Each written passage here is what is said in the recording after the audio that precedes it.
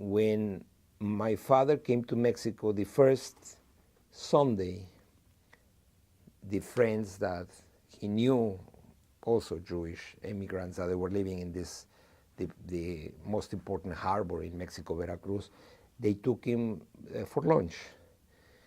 And in Europe, there is sort of like a culinary custom of eating cucumbers, the green cucumbers.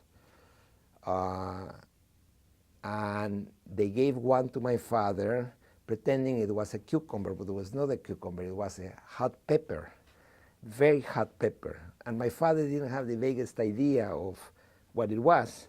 So he took that like a cucumber and eating it like they eat it, they bite it, and my father almost died.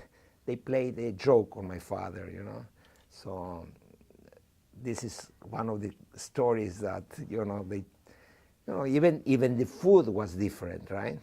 It probably looked the same, but it was different.